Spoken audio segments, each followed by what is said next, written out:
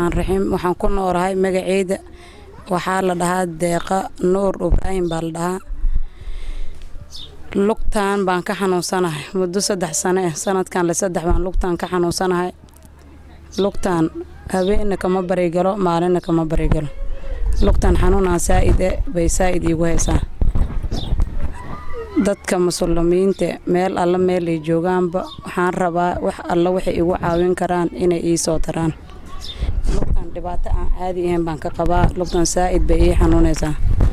muslimiinta meel alla meel ay joogaanba inay igu caawiyaan ayaan rabaa wax alla waxay ii awoodi karaan ama ii heli karaan dhakhtar baan rabay inaan isku qaado wax Ilaahay abuurto aan haysto ama aan isku qaado ama meel aan isku geeyo ma haysto marka lugtan waa saa hadda arkaysaan xanuunkeeda iyo bubuqeeda iyo xaaladeeda markeeda hor waxay ka bilaawatay meel yar oo qanjir kuusan ay ka bilaawatay haddana xaaladana isku bedeshay marba markasii dambe sanad kasii dambeysay u sii xanuunsanaysay hadba meeshaan yar ee maxal dhijira qanjirkan yar oo kuusan meel yar oo inta oo kale ka soo bilaawatay fartaan bay qabsatay way uun sii socotaa haddana halkaas sii maraysaa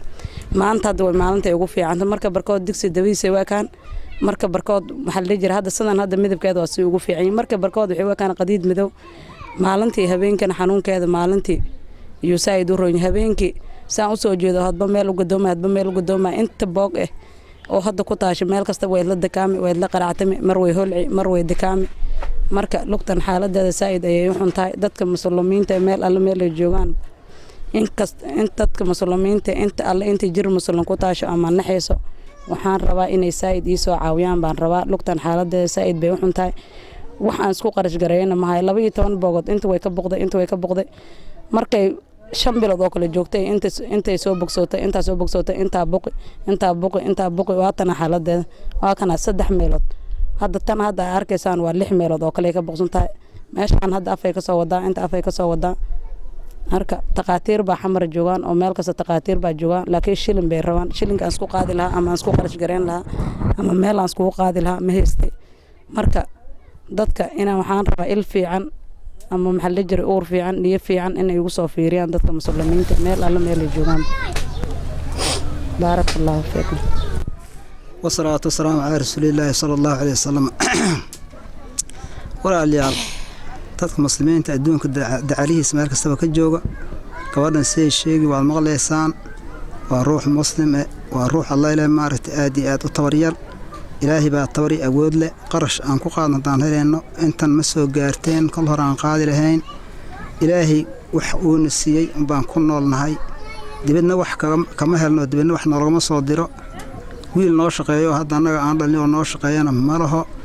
ilaahay shaqadiisa iyo ilaahay siismadiisa baan ku noolnahay habeenna waa la qadaa habeenna waa la quutaa oo ilaahay dartii markaan u hadlo maxaa weeye irsaaqada ilaahay baa qaybiyo marka waxaan u baahannahay waalyaalow dadka muslimiinta waxaan ka codsanaynaa inaad alleeyahay maartay maskiintan waxaan ku qaadan lahaa oo isbitaal looga samri lahaa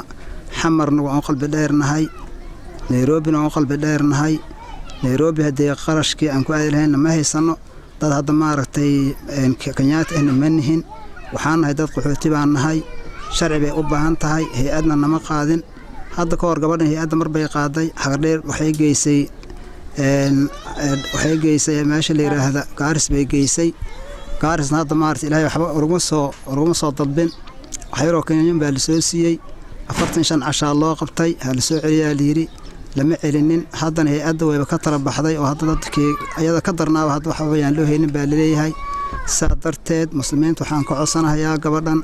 qarashkii aan xamar ugu qaadan lahaa inaad igu caawisaan yaan muslimiinta yaan ka baryahayaa